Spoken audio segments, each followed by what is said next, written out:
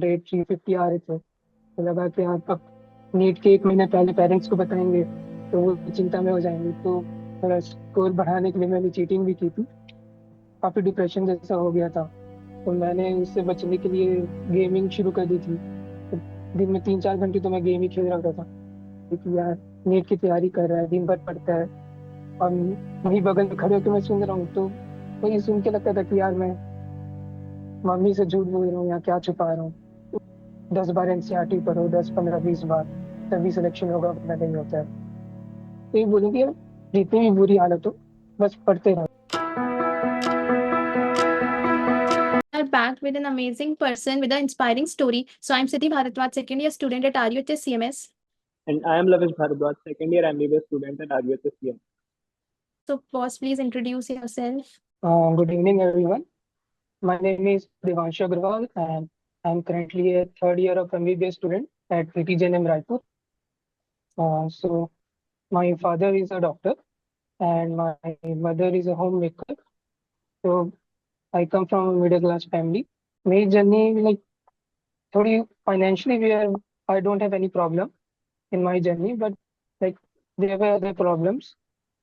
जैसे मेनली मेरी 12th class में पूरा लॉकडाउन था, तो ज़्यादा स्कूल हम गए नहीं, और मेनली जो भी पढ़ाई थी वो ऑनलाइन ही थी। यूट्यूब से मैंने पूरा अपना की, कोई कोचिंग ऐसे ज्वाइन नहीं की थी, मैंने यूट्यूब से ही वीडियो देख के पूरा पढ़ाई की थी। और बॉस, आपने जो गूगल फॉर्म फिल किया था उसमें आपने बताया था कि आप शुरू में एकेडमिकली थोड़े बैक, मतलब इतने अच्छे नहीं थे पढ़ाई में।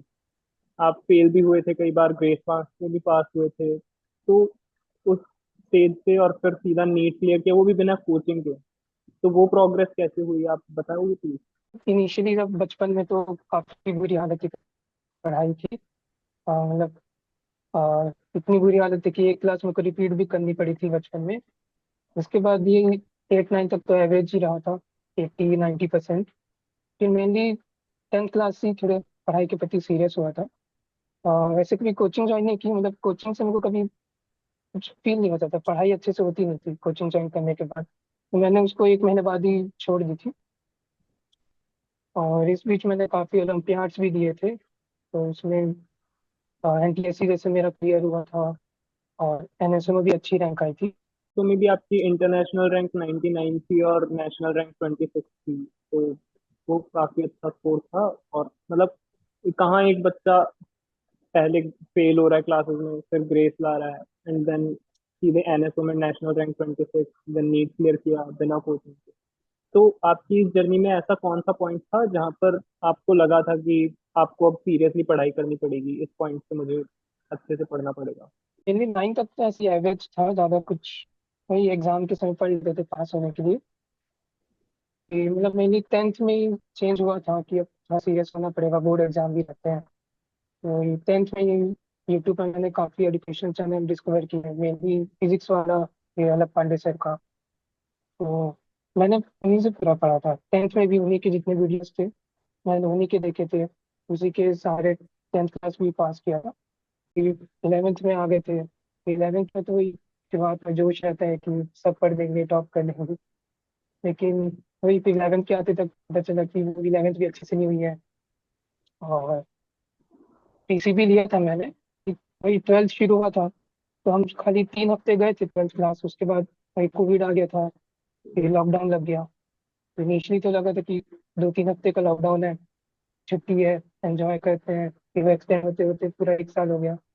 हमारे बोर्ड एग्जाम भी कैंसिल हो गए थे 12th क्लास के। फिर वही सेल्फ स्टडी के सहारे थे पूरे।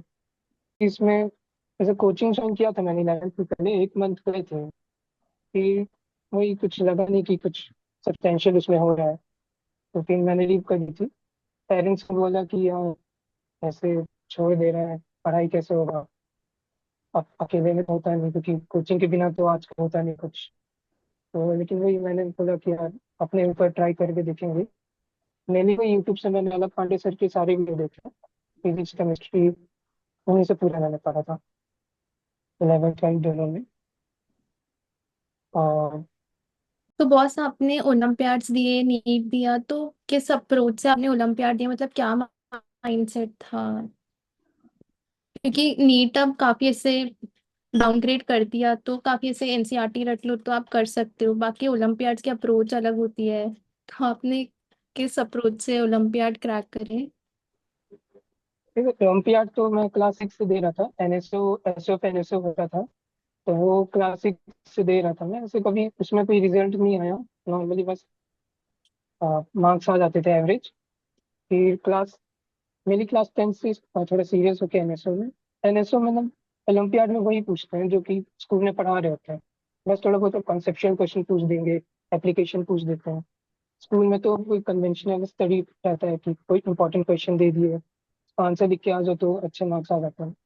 ओलंपियाड में कोई एप्लीकेशन बेस्ड रहता है, तो एक्स्ट्रा नहीं पढ़ना रहता, कोई रॉकेट साइंस नहीं रहता है। बस जो स्कूल में पढ़ा रहे थे उन्हीं को खुद से पढ़ के अच्छे खासे मार्क्स आ जाते हैं उसमें। वहीं जैसे क्लास 10th में एनटीएससी भी दिया था मैंने, तो उसमें भी मेंटल एबिलिटी मेरे अच्छे स्कोर आते थे। लाइक उसमें 80-90 स्कोर आ जाता था मेरा, तो उसके सारे वो भी क्लियर हो गया था। ऐसे कोई बहुत एक्स्ट्रा नहीं पढ़ना पड़ा कभी। मतलब लोग चीज़ों को उतना मुश्किल बना देते हैं जितना वो होती नहीं है। तो आप किसी नीट एस्पिरेंट को एडवाइस करेंगे कि उन्हें ओलंपियाड वगैरह में भी एक्टिव रहना चाहिए नीट के अलावा? उससे एक कॉम्पिटिटिव एनवायरनमेंट मिलता है ना, कि अभी तक तो खाली स्कूल में है, 30-40 लोग की क्लास है, अब की सच में कितनी नॉलेज है वो टेस्ट होता है वहाँ पर। मेनली कॉम्पिटिटिव स्पिरिट जो डेवलप होती है ना, वही में है ना, जो कि स्कूल एग्जाम में तो कभी नहीं आ सकती। और ये भी रहता है कि ओएमआर फॉर्म फिल करने का जो स्ट्रेटजी रहता है, जो प्रैक्टिस रहती है, वो बहुत अच्छे से होता है इसमें। तो बॉस, आपने इतने सारे माइलस्टोन क्रैक किए और आप बता रहे हो कि आपने बिना कोचिंग के किया, अपनी पूरी एकेडमिक लाइफ बिना बिना कोचिंग के किया, और एक बार कोचिंग ज्वाइन भी की थी पर वो आपको सूट नहीं की तो आपने छोड़ दी थी कोचिंग। और एकेडमिक माइलस्टोन्स की आपकी बात करें तो आपने ओलंपियाड में एनएसओ, एनटीएससी, एनएसटीएससी और नीट भी फर्स्ट अटेम्प्ट में क्लियर किया। तो इस सब को आपने कैसे मैनेज किया, आपकी कंसिस्टेंसी कैसे मैनेज की? और जो एनवायरनमेंट कोचिंग का नहीं मिल पाता था, एक प्रॉपर गाइडेंस कोचिंग की तरफ से मिलता है, वो आपके पास नहीं था, फिर भी आपने इन सब से कैसे डील किया, उसके बारे में प्लीज बताइए। जैसे तो पहले ओलंपियाड के बारे में बात करूँ, तो ओलंपियाड में ज़्यादा एक्स्ट्रा नहीं पूछते हैं। वही जो स्कूल में सिलेबस में रहता है उसी को पूछते हैं, मेनली एप्लीकेशन और कॉन्सेप्चुअल बेस्ड रहता है। तो अगर आप स्कूल का टेक्स्ट बुक भी अच्छे से पढ़ रहे हैं तो वो आराम से क्लियर हो जाता है। और उसमें ऐसे कोई रॉकेट साइंस नहीं रहती है, सिंपल रहता है। और एमपीएससी भी 2 पेपर आते हैं, मैट और सेट। तो अगर मेंटल एबिलिटी टेस्ट में भी अगर अच्छा करते हैं, अगर 80-90 स्कोर कर लेते हैं, तो सेट में 56 तो एवरेज आ ही जाता है, तो भी क्लियर हो जाता है। उसके लिए भी बहुत एक्स्ट्रा नहीं पढ़ना पड़ता। मेनली जो आपका सिलेबस है उसी को 1-2 बार पढ़ लो। मेन कॉन्सेप्चुअल लर्निंग अगर आपकी है तो एप्लीकेशन आपका हो जाता है। बाकी जैसे स्कूल एग्जाम में रूट लर्निंग थोड़ी ज़्यादा ही रहती है, तो उसके वो थोड़ा मुश्किल रहता है।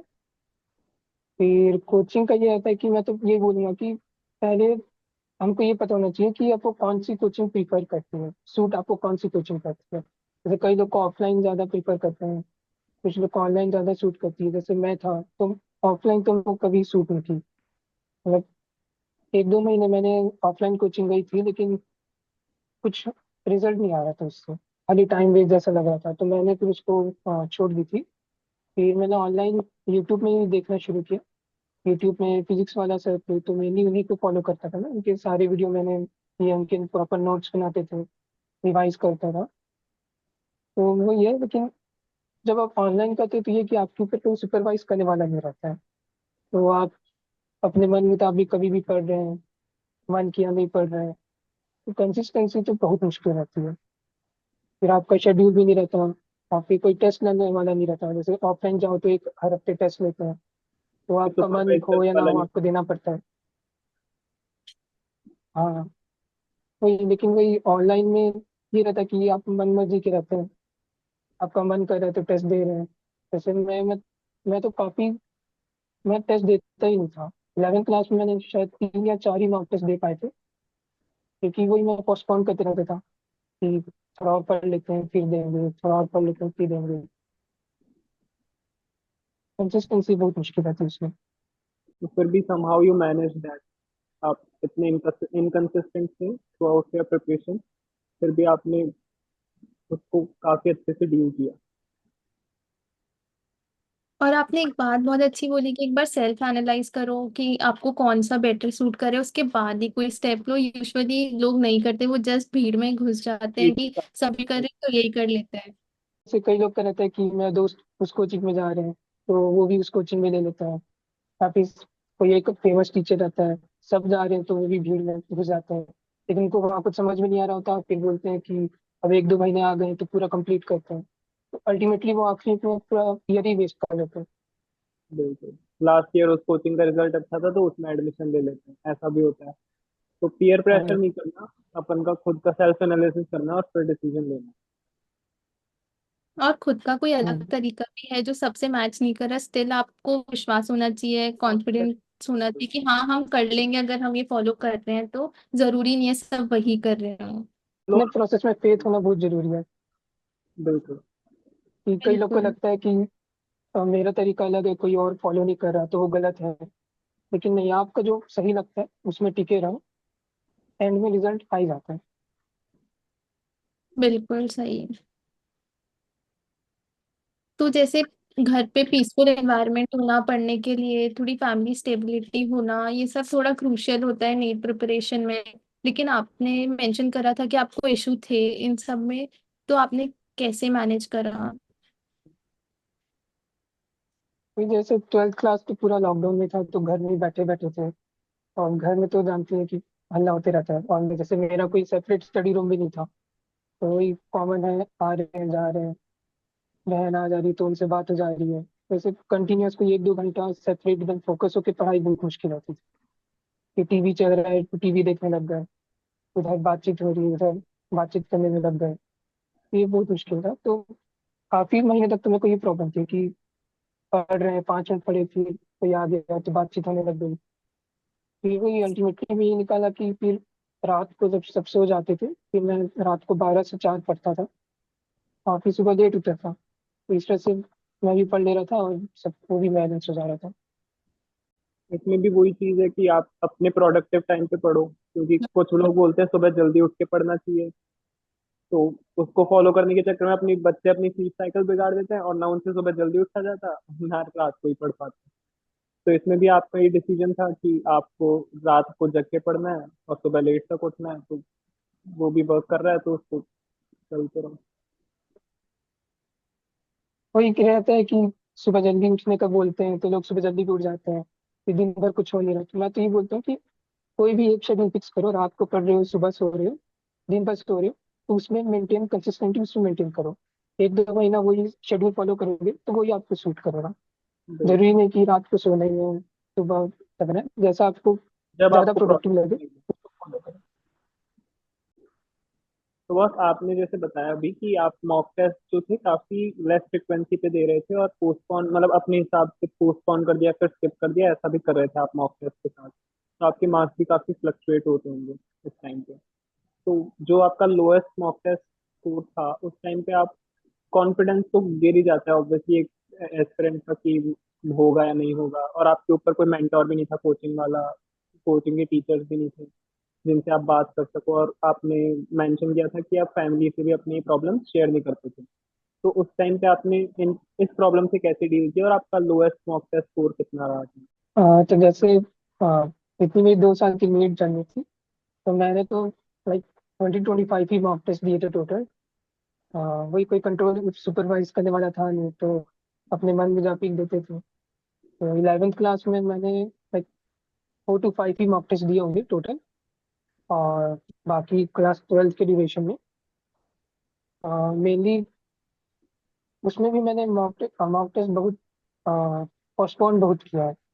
यहाँ और पढ़ लेते हैं, अच्छे से प्रिपेयर करके देंगे, ऐसे करते करते नीट के 1 महीने पहले ही मैंने लगभग 11 से 12 मॉक टेस्ट दिए होंगे। उसके पहले मैंने मॉक टेस्ट लाइक महीने में एक बार, 2-3 महीने में एक बार, ऐसा रहता था। और मॉक टेस्ट में स्कोर लोवेस्ट तो 350 कुछ होगा, 350-400, और हाईएस्ट मेरा गया था 560, उसी के अराउंड था लगभग। लेकिन इसमें भी एक इंटरेस्टिंग स्टोरी है कि जब मॉक टेस्ट देता था तो चीटिंग मैं करता था उसमें। कि जैसे मेरा 560 आया है तो उसमें मैंने लगभग 80-100 मार्क्स की चीटिंग तो की होगी। कि वही था कि पहले एक दो मॉक टेस्ट दिए तो उसमें बहुत कम आ रहे हैं, 300-350 आ रहे थे। तो लगा कि आप अब नीट के एक महीने पहले पेरेंट्स को बताएंगे तो वो चिंता में हो जाएंगे, तो थोड़ा स्कोर बढ़ाने के लिए मैंने चीटिंग भी की थी। और पहले तो बहुत गिल्ट हुआ, 2-3 बार ऐसा किया तो बहुत गिल्ट हुआ कि क्या कर रहा हूँ। लेकिन उसके बाद ये रहा कि इस चीज़ में मैंने डिसाइड किया कि अगर जो क्वेश्चन चीटिंग कर रहा हूँ वो दोबारा चीटिंग करने की नौबत ना पड़े। मतलब उस समय अगर चीटिंग कर रहा हूँ उस क्वेश्चन का, तो उस क्वेश्चन के बारे में ऊपर नीचे जितना भी है सब उस समय नोट्स खोल के तुरंत पढ़ लेता था, याद कर लेता था कि वो दोबारा वैसी गलती ना आए। तो ऐसे करते करते सारे मॉक टेस्ट में लगभग मैंने चीटिंग ही की होगी। मतलब बोलना तो नहीं चाहिए लेकिन एक रहता ही है, अकेले रहोगे तो सब जायज है। बिल्कुल। पर लेकिन चीटिंग किया था उसको एक बार पढ़ भी लिया है, ऐसा चीटिंग करके छोड़ा नहीं। बट वही स्टिल गिल्ट हो रहा डोंट था तो अब कहीं चीटिंग इन कंपनसेशन करना था। अब करना नहीं चाहिए वो, कर लिया मैंने अलग बात है, लेकिन वही अवॉइड करना। क्योंकि जब अकेले रहते हो ना तो बहुत टेम्पटिंग फील होता है यार, चीटिंग कर लेते हैं थोड़े मार्क्स बढ़ जाएंगे, दूसरों को बताने में अच्छा लगेगा। किसी दोस्त के भी ज्यादा आते हैं तो फिर लगता है कि यार थोड़ा बढ़ा लेते हैं। लेकिन वही सब फॉल्स है, हकीकत में रहना चाहिए। इसलिए एक सुपरविजन होना जरूरी है। आपके ऊपर आपको कोई वॉच करता रहे कि एक, आप कर क्या रहे हो। एक सुपरवाइजर एक मेंटर बहुत जरूरी है। ऐसे गलतियां करते हो वो सुधारने के लिए, कि आप कब गलत दिशा में चलेगा आपको कुछ नहीं पता रहता। और जब तक आपको रियलाइज होता है तो बहुत लेट हो जाता है। और आपने खुद को संभाल लिया, लेकिन काफी एस्पिरेंट्स ऐसे होते हैं वो एक प्लेजर मिलता है तो हाँ ठीक है उसी को कंटिन्यू कर लेंगे, चीटिंग ही कर लेंगे, कोई नहीं, घर वालों को पता नहीं कि इतने मार्क्स आ गए। अब नीट में जो हुआ वो हो गया, लेकिन मॉक टेस्ट में इतने आए घर वालों को बता दिया। तो आपने संभाल लिया, बहुत अच्छी बात वही एक दो दिन तो मैं भी खुश था कि ज्यादा आ गए, फिर उसके बाद गिल्ट बहुत हो रहा। क्यों इतना ज्यादा गिल्ट हो जाता है ना कि रात को भी सोते समय आप यही सोचोगे कि क्या गलत किया, अपने आप से ही झूठ बोल रहे हो। ये वही बाद में फिर उसके बाद सुधार लिया थोड़ा। इंट्रोस्पेक्शन काफी जरूरी रहता है। और तो बॉस आपने जैसे मेंशन करा था कि लास्ट मंथ में थोड़ा ऐसे गैप आ गया था पढ़ाई में, या थोड़ा छूट गई थी पढ़ाई लास्ट 6 महीने के अंदर, तो आपने फिर भी मैनेज करा कैसे भी और एग्जाम क्लियर करा। लेकिन काफी एस्पिरेंट यहाँ पे छोड़ देते हैं कि नहीं अब तो हम नहीं कर सकते। एक बड़ा गैप आ तो गया है, पढ़ाई नहीं हुई तो बच्चे गिव अप कर देते हैं। बट आपका वो नेवर गिव अप वाला इंस्टिंक्ट तो था, तो उसके लिए आप बच्चों को क्या मैसेज दोगे। जैसे मेरा भी था कि मार्च, अप्रैल, मई और जून, ये मतलब इसमें ना के बराबर पढ़ाई की थी। मई में तो अ, काफी डिप्रेशन जैसा हो गया था, तो मैंने उससे बचने के लिए गेमिंग शुरू कर दी थी। तो दिन में 3-4 घंटे तो मैं गेम ही खेल रहा था। फिर वही मेन जून के बीच, मिड जून में रिलेटिव्स के हम लोग गए थे, नानी के घर में थे, तो वहाँ सारे रिलेटिव थे। अब जैसे मेरे पेरेंट्स को तो पता नहीं था कि क्या चल रहा है, उनको लग रहा था कि बेटा पढ़ रहा है पढ़ रहा है। तो वही रिलेटिव पूछ रहे हैं कि क्या कर रहा है ये, 12th में है, क्या कर रहा है, क्या फ्यूचर है। तो मम्मी सबको बता रही है खुश होकर कि यार नीट की तैयारी कर रहा है, दिन भर पढ़ता है। और वही बगल में खड़े होकर मैं सुन रहा हूँ, तो वही सुन के लगता था कि यार मैं मम्मी से झूठ बोल रहा हूँ या क्या छुपा रहा हूँ। तो उसमें बहुत गिल्ट हुआ था। यही धीरे धीरे करके फिर जून में आए, फिर जुलाई से बहुत पढ़ना शुरू किया था मैंने, जुलाई और अगस्त। जैसे हमारा नीट मई से पोस्टपोन्ड होके सितंबर में हो गया था उस समय, नीट 2021 में। मंडी में तो जुलाई अगस्त मैंने बहुत पढ़ा था, दिन में 10 से 11 घंटे पढ़ रहा था। फिर सीरियस होकर पढ़ाई की, अभी तक तो जैसे चल रहा था धीरे धीरे। जुलाई अगस्त में फिर इतना सब हो गया ना कि यार रिलेटिव्स ने भी बोल दिया है नहीं हुआ तो नाक कट जाएगी। मेन वही एक पुश करता है पीछे से तो हो जाता है। मतलब आपने रिस्पॉन्सिबिलिटी ली कि मैंने बिगाड़ दिया तो अब ठीक भी मुझे ही करना पड़ेगा, जितना भी टाइम है ट्राई तो करो, नहीं करके तो वैसे भी नहीं होना। मैं मतलब मई तक इतनी हालत बुरी हालत थी कि मेरा रिवीजन तक छोड़, मेरा सिलेबस ही कंप्लीट नहीं हुआ था। तो मई में मतलब मैंने सोच लिया था कि इस साल ड्रॉप लेंगे, मतलब बेस्ट परफॉर्म करेंगे नीट में, लेकिन एक साल ड्रॉप लेके और अच्छे से तैयारी करेंगे। तो पूरी तैयारी वैसी थी कि प्रेशर नहीं था कि परफॉर्म करना है, सिलेक्शन लेना है। तो एक तरह से थोड़ा प्रेशर भी हट जाता है दिमाग से। जुलाई अगस्त में खाली मेहनत की कि 550 तक मार्क्स आ जाए, रेस्पेक्टेबल मार्क्स आ जाए, ताकि पेरेंट्स को शो कर सके कि हाँ यार मेहनत किए 2 साल, भले ही नहीं हुआ, चुक गया थोड़ा सा। तो जुलाई अगस्त में मैंने बहुत पढ़ाई की थी, जब कम सो रहा था, 4-5 घंटे सोता था। दिन भर पढ़ते रहता था, खाते समय कई बार पढ़ रहा हूँ। और फिर मॉक टेस्ट का एनालिसिस जरूर करना है। तो जैसे मॉक टेस्ट का एनालिसिस जो गलत हो रहा है उनको एक कहीं पर नोट कर लो, या उनको अपने नोट्स में मार्क कर लो पेंसिल से गोला करके, कि हाईलाइट कर लो कि आपके ये गलत हो रहा है, ये दोबारा गलत ना हो। मैं यही फोकस रहता है। और जिन पे चीटिंग की उनको भी एक बार नोट से देख लो। हाँ, वही जो चीटिंग की हो ना, उनको जरूर नोट करके रख लो कहीं पर कि ये चीटिंग किए थे, दोबारा ऐसी नौबत नहीं आनी चाहिए। यार क्लियर करने तक से चीटिंग करने तक, पढ़ाई में गैप आने का, पीसफुल एनवायरनमेंट नहीं होने का, रूम सेपरेट नहीं होने का, सारे इश्यूज फेस करके भी आपने नीट तक सफर तय करा, तो काफी एस्पिरेंट्स इसमें रिलेट कर पाएंगे। बिल्कुल, क्योंकि जो एक बहुत सारे एस्पिरेंट जो अलग अलग प्रॉब्लम फेस करते हैं ना, वो सारी शायद आपने कर ली, क्योंकि एक बच्चा अगर चीटिंग कर रहा होगा तो दूसरे का गेमिंग चल रहा होगा, वो दोनों आपने किया है। और उसमें भी आपने ओवरकम करके नीट को क्रैक कर लिया। और जो आपने बताया कि आपकी रेंज थी 350 लोएस्ट स्कोर था और 560 अराउंड आपका हाईएस्ट था। और उससे भी मतलब आपने 60 to 70 मार्क्स का जंप किया नीट में, 630 अराउंड आपने शायद स्कोर बताया था अपने। तो हम्म। दैट इज वेरी अप्रिशिएबल और काफी इंस्पायरिंग है एस्पिरेंट्स के लिए। मतलब वो लास्ट लोग भी कर सकते हैं अगर आपने ये सब करा है मैनेज। हम जैसे वही, जैसे कई लोग सोचते हैं कि यार 4 महीने बचे हैं नीट को, सिलेबस कंप्लीट नहीं हुआ है। और जैसे भी यूट्यूब में कई सारे स्ट्रेटेजी वीडियो देखोगे, किसी भी वीडियो देखेंगे तो बोलेंगे कि 10 बार एनसीईआरटी पढ़ो, 10, 15, 20 बार, तभी सिलेक्शन होगा, वरना नहीं होता है। तो ये बोलेंगे यार जितनी भी बुरी हालत हो, बस पढ़ते रहो। जैसे मैं इस दौरान ना मोटिवेशनल वीडियो बहुत देखता था यूट्यूब में, कि यार मोटिवेट हो जाऊँ कहीं से पढ़ने के लिए। तो मेनली तरुण सर थे फिजिक्स वाले में। तो उनका वीडियो, एक ही वीडियो था उनका, मैं बार बार देखता था लूप में, कि बस वो ये बोलते थे कि पढ़ो, कुछ फालतू के जगह मोटिवेट नहीं करते थे, बोलते थे जो भी है पढ़ो, हो जाएगा। तो उसी से मोटिवेट होता था कि आप जो भी है पढ़ने से ही होगा, इधर उधर फालतू की मोटिवेशन, कोई स्पीच दे रहा है, उससे कुछ नहीं होता है। 2 मिनट का रहता है, उसके बाद तो वापिस नॉर्मल में आ जाते हैं आप। तो ये पढ़ने से ही मेन होता है। और वही आजकल तो यूट्यूब में बहुत स्ट्रेटेजी वीडियो रहते हैं कि how to clear NEET in 3 month, how to clear in last 60 days, बहुत रहता है। तो मतलब इन वीडियोस के चक्कर में मत रहना, अपनी खुद की स्ट्रेटेजी बनाओ, आपका जैसा सर्कमस्टेंसेस है उसके हिसाब से, और उसमें लगे रहो। ये दूसरे के चक्कर में मत ही आओ तो अच्छा है।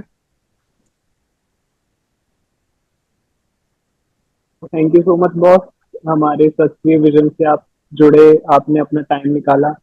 और सत्क्रिय के थ्रू हम आपके जैसी ही और भी काफी एक्स्ट्रा ऑर्डिनरी स्टोरीज को लाकर बच्चों को इंस्पायर करना चाहते हैं कि गिव अप करने से कुछ नहीं होगा, आप फाइट करते रहोगे तो बहुत कुछ हो सकता है। तो thank you so much for your time. Thank you, thank you, thank you for having me. तो अनफेवरेबल सर्कमस्टेंसेस में भी आप फ्लरिश कर सकते हैं, तो आपको कोई भी चीज रोक नहीं सकती। तो thank you everyone for connecting with us, and we will be coming up with an amazing another really inspiring person next week, so stay connected with Satkriya, and thank you.